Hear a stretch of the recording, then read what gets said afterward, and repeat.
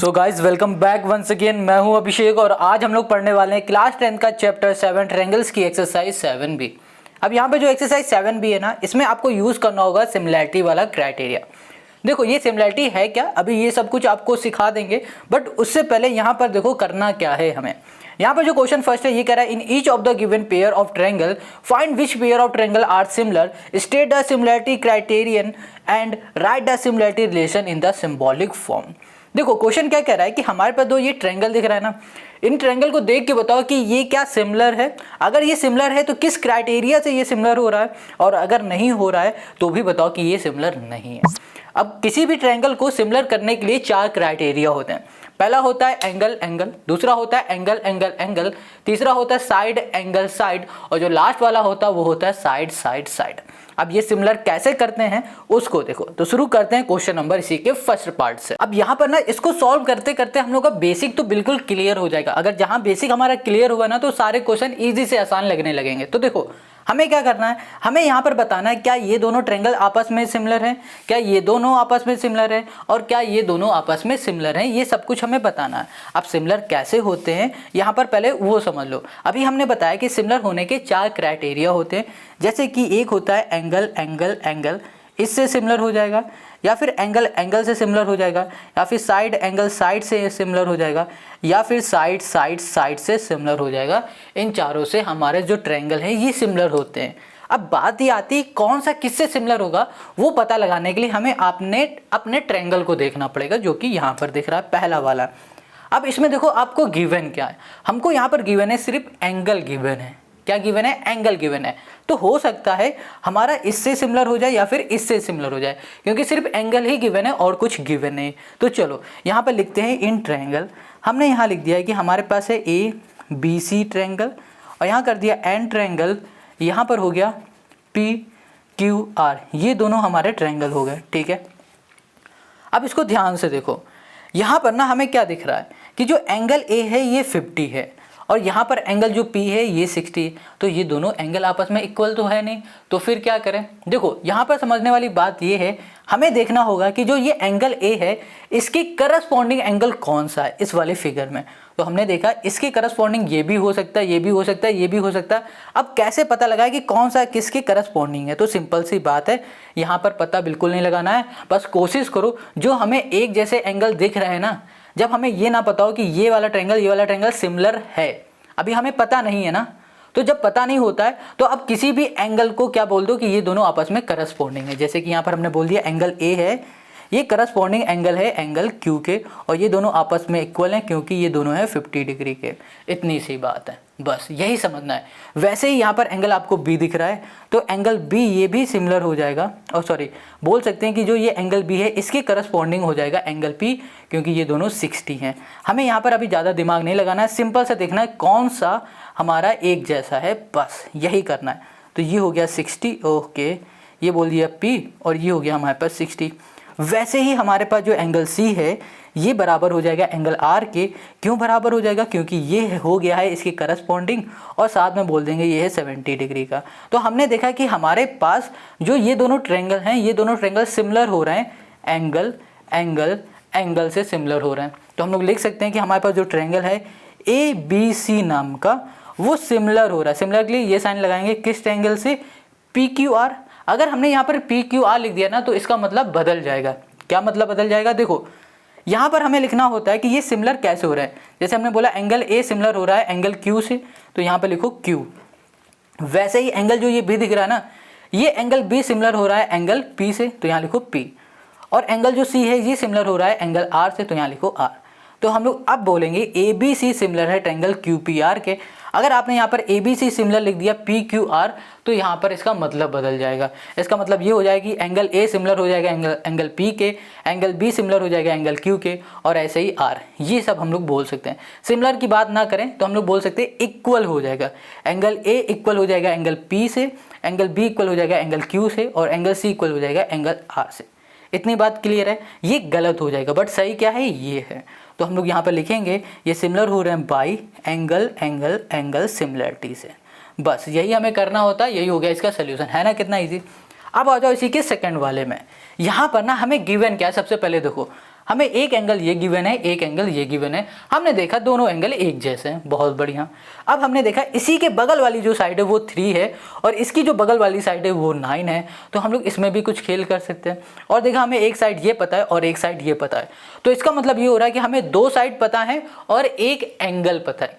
तो यहाँ पर ना ये सिमिलर हो सकता है, शायद ये सिमिलर हो जाए साइड एंगल साइड से। क्यों? क्योंकि हमें 2 साइड पता है और एक एंगल पता है। अब हमें ये चेक करना पड़ेगा क्या ये सिमिलर हो रहा है। तो चेक करने के लिए यहाँ लिखेंगे सबसे पहले इन ट्रायंगल ABC और यहाँ लिखा एंड ट्रायंगल, यहाँ कर दिया हमने EF और D। देखो जब हमें पता नहीं होगा कि ये सिमिलर है तब हम लोग कोई भी नाम लिख सकते हैं। आप BCA लिख दो, CBA लिख दो, कुछ भी कर दो, कुछ भी लिख दो, वो ठीक है, कोई दिक्कत नहीं। बट जब सिमिलर हो रहे होंगे तब आपको प्रॉपर लिखना होगा, जैसे हमने अभी यहाँ पर बताया। तो देखो यहाँ पर हमने कहा कि हमारे पास जो एंगल A है वो बराबर हो गया एंगल D के, और ये बराबर क्यों हो रहे हैं? क्योंकि दोनों हैं 670 डिग्री के। अब अगर हम लोग बात करें एंगल AB की, इस एंगल की हम बात करें तो ये एंगल क्या आपको इक्वल दिख रहा है किसी भी एंगल से? नहीं। तो भैया नहीं इक्वल दिखेगा। क्यों नहीं दिखेगा? क्योंकि यहाँ पर हम लोग चेक करेंगे करस्पॉन्डिंग साइड का रेशियो। क्या चेक करेंगे? करस्पॉन्डिंग साइड का रेशियो। तो ए बी है ना, इसके करस्पॉन्डिंग साइड क्या हो जाएगी? ये भी हम लोग अपने अकॉर्डिंग लेंगे। किसके अकॉर्डिंग?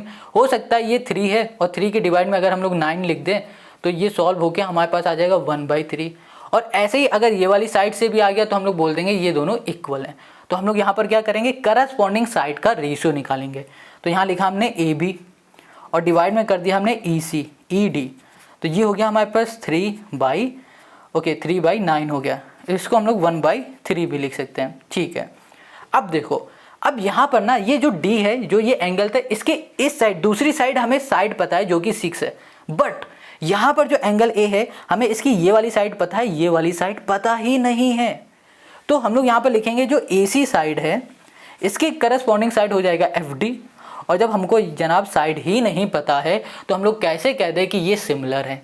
नहीं समझ पाएंगे ना हम लोग, पता ही नहीं लगा पाएंगे भैया क्यों सिमिलर है। देखो एक बार और समझ लो, यहाँ पर जो ये एंगल है इसके एंगल के बगल वाली दोनों साइड पता है और ये वाला जो एंगल है इसकी ये वाली साइड पता है, बट ये वाली साइड नहीं पता है।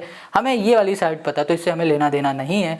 तो यहाँ पर हमने देखा ये साइड हमें पता नहीं है, हमें ये साइड पता है, तो हम लोग पता कैसे लगाएं कि ये सिमिलर है? तो सिंपल सी बात है, यहाँ लिख दो नो सिमिलर, बस नॉट सिमिलर,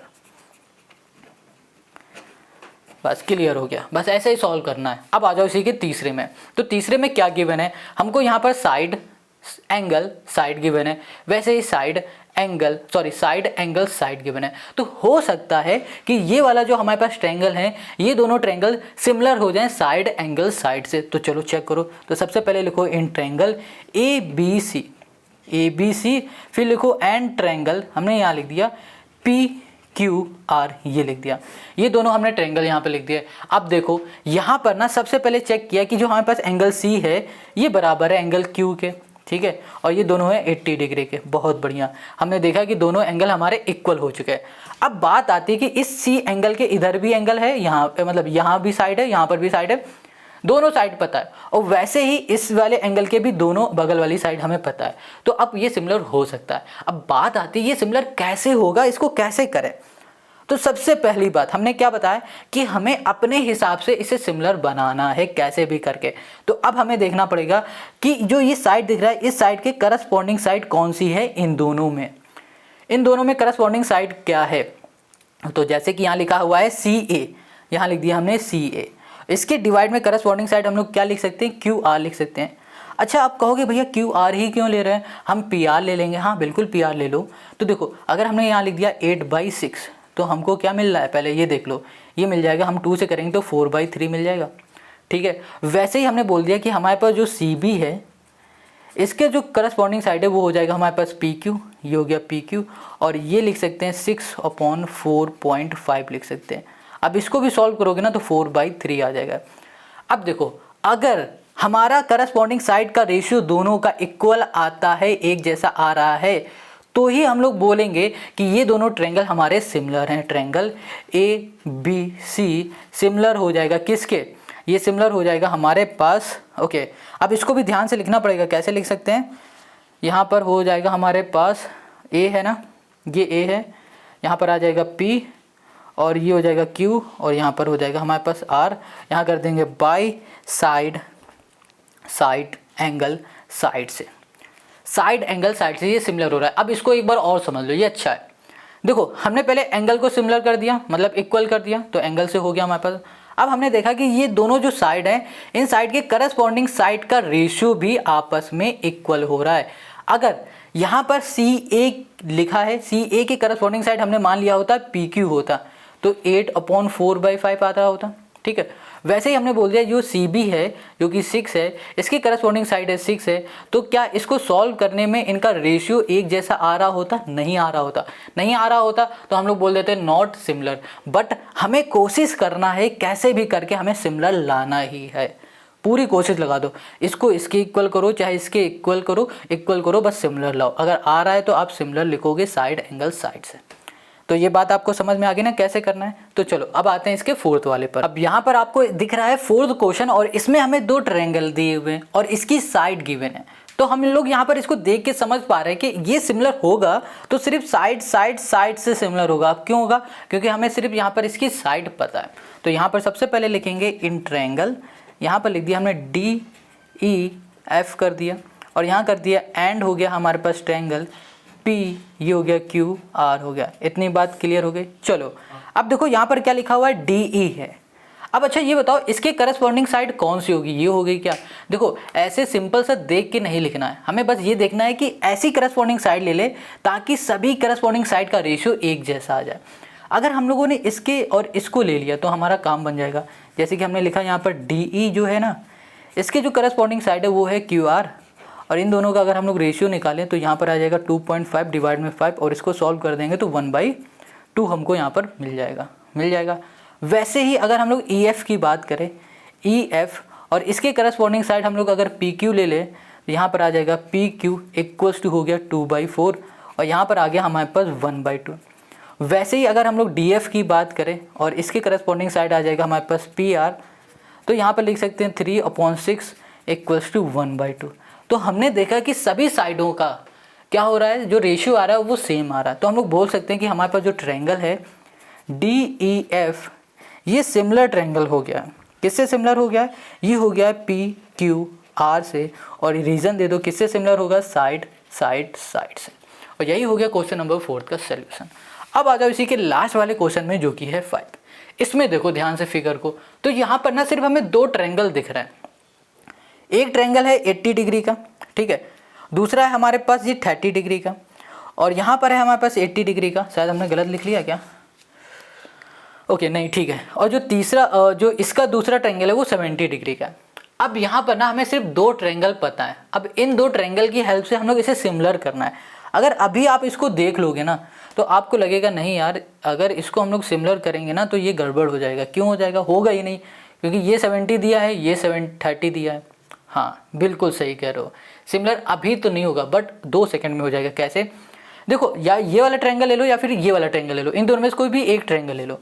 हमने यहाँ लिखा है इन ट्रायंगल, हमने ले लिया है ABC वाला ट्रायंगल। हमें पता है कि जो हमारा ट्रायंगल है ना, इस ट्रायंगल के कोई भी अगर ट्रायंगल होता है उसके जो एंगल होते हैं, एंगल का जो सम होता है वो 180 डिग्री के बराबर होता है। किसके बराबर होता है? 180 डिग्री के, तीनों एंगल का सम। तो हम लोग बोल सकते हैं जो एंगल A है, जो एंगल हमारे पास B है, और जो हमारे पास एंगल C है, इन तीनों का जो सम है वो 180 डिग्री के बराबर है। एंगल A और एंगल C को ऐड करो, एंगल A हमारे पास 80 है प्लस एंगल B कर दिया, और ये हो गया हमारे पास 70 इक्वल्स टू 180। तो यहाँ पर आ जाएगा एंगल B इक्वल्स टू आ जाएगा, यहाँ पर प्लस कर देते हैं 150 इक्वल्स टू आ गया 180। अब यहाँ पर एंगल जो हमारे पास 50 आया ना, ये इसको इधर भेज दो, माइनस का हो गया 180 माइनस 150, यहाँ पर हमें मिल गया 30। तो हमें B एंगल मिल चुका है 30। अब कुछ करने की ज़रूरत नहीं।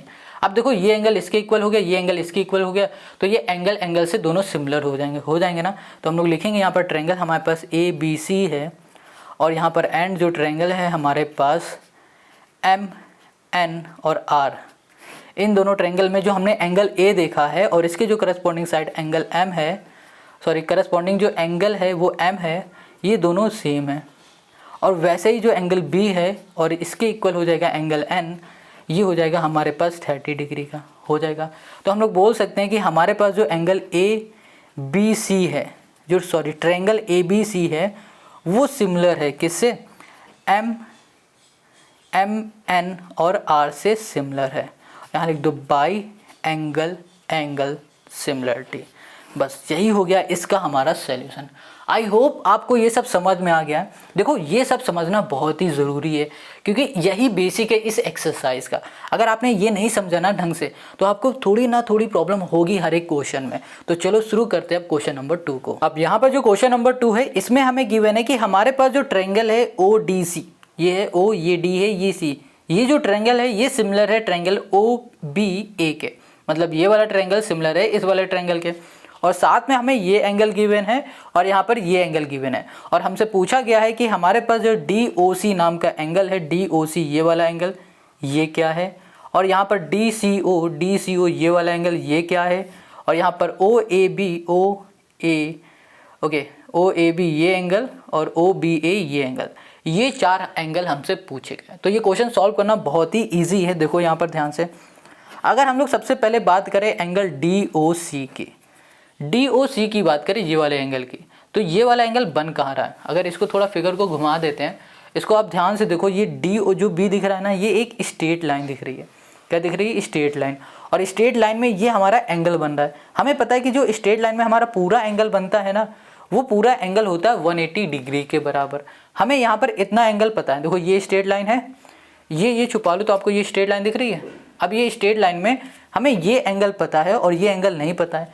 ओके, तो ईजिली हम लोग अब इसको निकाल लेंगे। देखो कैसे, यहाँ पर हमने इसको ऐसे एंगल बना दिया। यहाँ पर सपोज दैट हमें यहाँ पर ये वाला एंगल पता है 115 है। अब हमें ये वाला एंगल फाइंड करना है। तो कैसे फाइंड करेंगे? हमें पता है कि ये जो पूरा एंगल होता है ये 180 डिग्री के बराबर होता है। अगर हम लोग 180 डिग्री में 115 को माइनस कर दें तो हमको यहाँ पर ये वाला एंगल मिल जाएगा।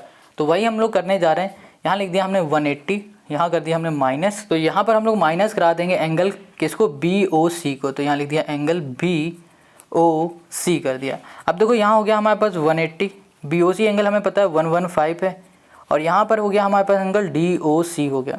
तो यहाँ लिखा एंगल DOC इक्वल्स टू, अब इसको हम लोग सॉल्व करेंगे तो ये हो जाएगा हमारे पास 65। तो हमको यहाँ पर ये वाला जो एंगल है ना, ये मिल गया है, ये 65 है। अब हमें फाइंड करना है ये वाला एंगल। तो बहुत सिंपल है। अगर हम लोग बात करें सिर्फ DOC की, तो ये एक ट्रायंगल है और हमें पता है कि ट्रायंगल के तीनों एंगल का जो सम होता है वो बराबर होता है 180 डिग्री के। किसके बराबर होता है? 180 डिग्री के। तो हम लोग यहाँ पर लिखेंगे इन ट्रायंगल हमारे पास है DOC। अब इसमें हमें पता है कि एंगल D क्या है और हमें फाइंड करना है एंगल C, और C को हम लोग लिख सकते हैं DCO, और साथ में हमें पता है कि हमारे पास जो एंगल है DOC ये क्या है। हमने अभी बताया कि जो ये ट्रायंगल है, इस ट्रायंगल के तीनों एंगल का जो सम होगा वो 180 डिग्री के बराबर होगा। तो एंगल जो हमारे पास D है ये 70 है। हमने इसको भी फाइंड किया, ये हमारे पास 65 है, सॉरी ये वाला एंगल हमारा 65 है, और यहाँ पर लिख देंगे एंगल DCO इक्वल्स टू 180। तो यहाँ पर हो गया हमारे पास DCO इक्वल्स टू 180, और यहाँ पर कर दिया माइनस। इसको सॉल्व करोगे तो ये आ जाएगा हमारे पास 135। अब यहाँ पर 135 है तो यहाँ पर आ जाएगा हमारे पास 45। तो हमको यहाँ पर एंगल जो मिल गया है DCO, ये मिल चुका है 45। इतनी बात क्लियर हो गई। तो हम लोग यहाँ पर लिखेंगे ये एंगल हो गया हमारे पास 45। अब देखो, अब हमें जो ये एंगल A और एंगल B दिख रहा है ना, ये फाइंड करने की ज़रूरत ही नहीं, क्योंकि ये अपने आप क्वेश्चन ने खुद बता दिया। क्या बता दिया? क्वेश्चन ने क्या कहा है कि भैया जो आपके पास ट्रायंगल है ODC ये वाला ट्रायंगल, ये सिमिलर है किसके? OAB के। तो अभी हम यहाँ पर पहले लिखेंगे फिर आपको बताते हैं। यहाँ पर जो ट्रायंगल हमारे पास ODC है, ये सिमिलर ट्रायंगल है OBA के सिमिलर है। तो देखो यहाँ पर इसका मतलब ये हो रहा है कि जो एंगल O है और जो ये एंगल O है, ये दोनों आपस में सेम है। मतलब कि ये जो एंगल है जितना ये होगा उतना ही ये होगा, ये भी 65 हो जाएगा। हालांकि हमें ये फाइंड नहीं करना, फिर भी हम आपको बता रहे हैं। और साथ में जो एंगल D है वो बराबर होगा एंगल B के। तो एंगल D हमारे पास 70 है, तो एंगल जो हमारे पास B है ये भी हो जाएगा 70। तो हम लोग लिख सकते हैं angle D equals to angle B, ये दोनों हो गए 70। और वैसे ही एंगल जो C है वो हो जाएगा एंगल A के बराबर। तो एंगल C इक्वल्स टू हो गया एंगल A, और ये हो गया हमारे पास 45। बस ये हमें करके दिखाना था और ये हमने कर लिया। हमने यहाँ पर एंगल बी भी फाइंड कर लिया, एंगल ए भी फाइंड कर लिया और हमने डी ओ सी भी फाइंड कर लिया और डी सी ओ भी फाइंड कर लिया। तो चारों एंगल हमने फाइंड कर लिया। ठीक है, देखो ये एंगल फाइंड कर लिया, ये कर लिया और ये दोनों हमने कर लिया। और यही हो गया क्वेश्चन नंबर 2 का हमारा सोल्यूशन। आई होप आपको समझ में आ गया। क्वेश्चन 3 में हमसे कहा जा रहा है कि हमारे पास जो ट्रायंगल ओ ए बी नाम का है ना, ये सिमिलर है ओ सी डी से। देखो ओ ए बी ये वाला ट्रायंगल सिमिलर हो गया है, ओ सी डी से सिमिलर हो चुका है, ये क्वेश्चन ने कहा है। और साथ में हमें कुछ साइडें बता दी गई हैं, जैसे कि ए बी साइड 8 दे दिया गया है, बी ओ 6.4 दे दिया गया है, ओ सी हमको दे दिया गया 3.5 और फिर हमको यहाँ पर डी सी है ये दे दिया गया है 5 सेंटीमीटर। हमसे कहा गया है कि भैया यहाँ पर जो ओ ए दिख रहा है ना और जो आपको ओ डी दिख रहा है, ये साइड फाइंड करके बताओ। तो ये सॉल्व करना तो बहुत ईजी है। देखो कैसे सॉल्व होगा। यहाँ पर क्वेश्चन ने कहा कि जो हमारे पास ट्रायंगल है ओ ए बी, ये सिमिलर है ट्रायंगल के किसके, ओ सी डी के सिमिलर है। अच्छा, हमें यहाँ पर पता है कि जब कभी दो ट्रायंगल आपस में सिमिलर होते हैं तो उनकी करस्पॉन्डिंग जो साइड होती है ना, उनका रेशियो भी आपस में क्या होता है, इक्वल होता है। क्या होता है, करस्पॉन्डिंग साइड का रेशियो आपस में इक्वल होता है। तो अब हम लोग यहाँ पर ये कैसे पता लगाएं कि जो ये बी ए है या फिर ए ओ है, जो ये बी ओ है, इसकी करस्पॉन्डिंग साइड इन तीनों में से कौन सी है, कैसे पता लगाएं, फिगर को देख के। अगर आप फिगर को देख के पता लगाओगे ना कहीं गलती हो ही जाएगी। आपको फिगर को नहीं देखना है, सिंपल सा, अगर आपको ये पता है कि कौन सा ट्रायंगल सिमिलर है तो बस आपको वही देख लेना है। यहाँ पर क्वेश्चन ने क्या कहा, ओ ए बी सिमिलर है ओ सी डी के, है ना सिमिलर। तो यहाँ पर जो ओ ए है इसकी जो करस्पॉन्डिंग साइड हो जाएगी वो होगी ओ सी। ठीक है, इक्वल्स टू, अब यहाँ पर ए बी जो दिख रहा है इसकी जो करस्पॉन्डिंग साइड हो जाएगी वो होगी सी डी। क्लियर है। और वैसे ही बी ओ जो आपको दिख रहा है इसकी जो करस्पॉन्डिंग साइड हो जाएगी वो डी ओ हो जाएगी। इतनी बात आपको समझ में आ गई। तो हमने यहाँ पर पता लगा लिया कि कौन सी करस्पॉन्डिंग साइड है और ये तीनों करस्पॉन्डिंग साइड आपस में इक्वल है। अब इसमें हमें बस वैल्यू को पुट करना है। ओ ए हमें पता नहीं तो ओ ए को ऐसे ही लिखो, ओ सी हमें पता है वो क्या है, ओ सी 3.5 है, यहाँ पर कर दिया। ए बी हमें पता है 8 है और डिवाइड में हमारे पास सी डी जो कि है 5 इक्वल्स टू जो बी ओ है वो 6.4 है और हमारे पास जो डी ओ है वो कितना है, डी ओ पता नहीं है। बस ये चीज़ हमें गिवन है। अब यहाँ पर ओ ए और डी ओ को हम लोग फाइंड कैसे करेंगे, बहुत सिंपल है। अगर हमें ओ ए को फाइंड करना है ना तो सिर्फ हमें इन दोनों को ले लेना है। अगर हमें डी ओ को फाइंड करना है तो हमें इन लोग इन दोनों को ले लेंगे। तो सबसे पहले ओ ए की बात करते हैं। तो ओ ए को फाइंड करने के लिए हमने यहाँ लिखा ओ ए इक्वल्स टू 3.5 इक्वल्स टू 8/5। अब ये देखो किस में है दिख रहा है, ये हमको ये डिवाइड में दिख रहा है, इधर चला जाएगा मल्टीप्लाई में। तो ओ ए इक्वल्स टू 8 × 3.5 और डिवाइड में हो गया हमारे पास 5, पॉइंट हटा और यहाँ पर आ गया 0। अब देखो 5 से करो, 5 7 जा 35, 5 10 जा और यहाँ पर आ जाएगा हमारे पास 2 से कर देंगे, 2 4 जा और यहाँ पर होगा 2 5 जा, 7 4 जा हो जाएगा हमारे पास 28 और यहाँ पर आ गया हमारे पास 5। तो यहाँ पर ना जब हम लोग डिवाइड करेंगे तो हमें यहाँ पर ओ ए मिल जाएगा 5.6 मिल जाएगा। तो हमने यहाँ पर ओ ए को निकाल लिया। अब ऐसे ही हम लोग निकालेंगे डी ओ को। तो डी ओ को निकालने के लिए हमें ये दोनों लेने पड़ेंगे। तो हमने यहाँ लिखा 8/5 और यहाँ कर दिया इक्वल्स टू 6.4 डिवाइड में हो गया हमारे पास डी ओ। इसको इधर भेज दो और इन दोनों को उठा के इधर भेज दो। तो डी ओ इधर आ गया, डिवाइड से इधर मल्टीप्लाई में आ गया। यहाँ पर लिखा है 6.4। अब देखो ये डिवाइड में इधर जाएगा तो मल्टीप्लाई में, ये मल्टीप्लाई में इधर आएगा तो डिवाइड में हो गया। तो यहाँ पर आ गया हमारे पास 80। अब यहाँ पॉइंट हटा देंगे तो 0 हो जाएगा। तो 8 आया, यहाँ पर पॉइंट हटा के यहाँ पर 0 हमने कर दिया। अब इसे सॉल्व करेंगे तो 5 1 जा 5 और यहाँ पर आ जाएगा हमारे पास 35 6 जा 13, 16 4 जा 64। तो यहाँ पर आ गया 4। तो हमने यहाँ पर देखा कि जो डी ओ है वो 4 सेंटीमीटर का है, जो ओ ए है वो 5.6 सेंटीमीटर है। और यही हो गया क्वेश्चन नंबर 3 का हमारा सोल्यूशन। आई होप आपको यहाँ पर क्वेश्चन नंबर 3 समझ में आ गया है। बहुत सिंपल से भी बहुत सिंपल है। अब आते हैं क्वेश्चन नंबर 4 पर। क्वेश्चन 4 में हमें गिवन है कि जो हमारे पास एंगल ए डी ई है, ए डी ई ये वाला एंगल है, ये बराबर है एंगल बी से। ठीक है, और साथ में क्वेश्चन ने कह दिया है कि जो हमारे पास ट्रायंगल है ए डी ई ये वाला ट्रायंगल, ये ट्रायंगल सिमिलर हो रहा है ए बी सी के, ए बी सी के। ए डी ई ये ट्रायंगल, ये छोटा वाला ट्रायंगल सिमिलर हो रहा है इस पूरे ट्रायंगल के ए बी सी के। साथ में हमें यहाँ पर कुछ साइड गिवन है और कहा गया जो डी ई साइड आपको दिख रहा है ना, ये डी ई ये साइड क्या है ये फाइंड करके हमें बताओ। बहुत इजी क्वेश्चन है, जैसे हम लोगों ने 3 को सॉल्व किया ना वैसे ही सॉल्व करेंगे।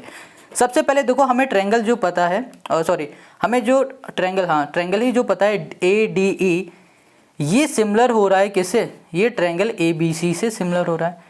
हमको क्या फाइंड करना है, हमें साइड फाइंड करना है। तो हम लोग देखेंगे कि इन दोनों ट्रायंगल जो सिमिलर हो रहे हैं इनकी करस्पॉन्डिंग साइड कौन कौन सी है। तो करस्पॉन्डिंग साइड को देखने के लिए फिगर को नहीं देखना होता है, सिंपल सा जो भी हमें यहाँ पर पता है कि ये दोनों आपस में सिमिलर है, इन्हीं की हेल्प से करस्पॉन्डिंग साइड को निकाल लेते हैं। यहाँ पर AD लिखा हुआ है तो यहाँ लिख दिया हमने AD, और यहाँ पर AB लिखा है तो इसके करस्पॉन्डिंग हो जाएगा AB हो जाएगा।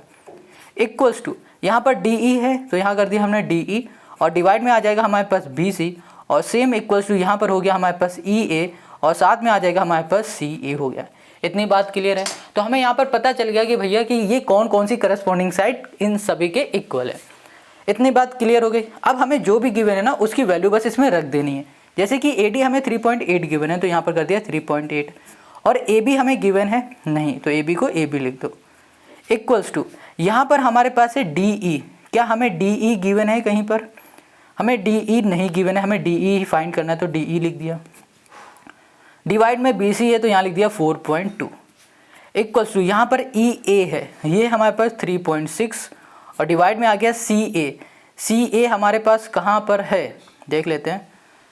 CA हमें क्या गिवन है नहीं तो यहाँ लिख दिया हमने CA लिख दिया। चलो ये हमने यहाँ पर लिख दिया।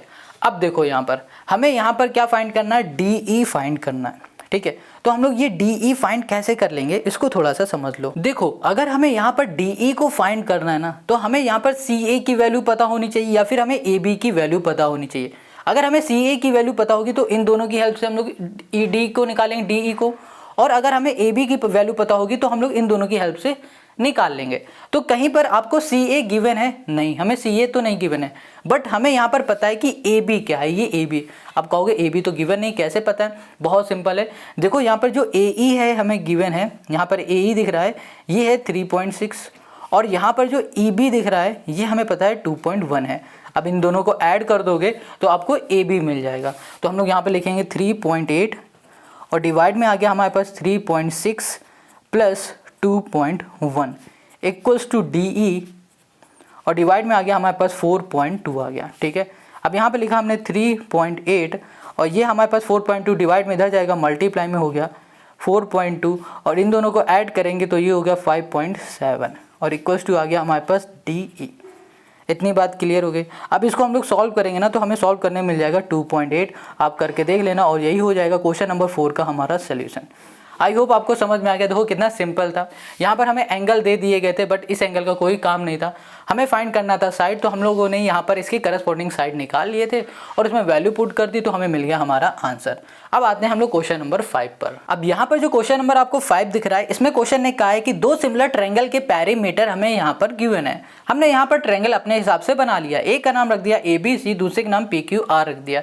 क्वेश्चन ने कहा कि ये दोनों जो ट्रायंगल है ये दोनों ट्रायंगल आपस में क्या है, सिमिलर है, और साथ में इनका हमें पेरीमीटर गिवन दे दिया गया, जैसे कि पहले वाले का 32, दूसरे वाले का 24, और साथ में यहाँ पर PQ जो साइड है वो दे दी गई, और कहा गया है कि जो AB साइड है ये फाइंड करो। तो इन क्वेश्चन को कैसे सॉल्व करते हैं, बहुत सिंपल सा मेथड होता है सॉल्व करने का।